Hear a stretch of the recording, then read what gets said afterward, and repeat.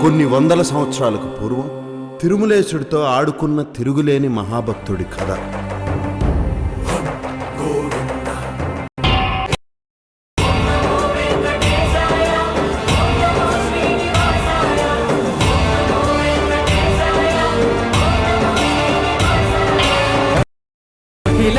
కోటి బ్రహ్మాండ నాయక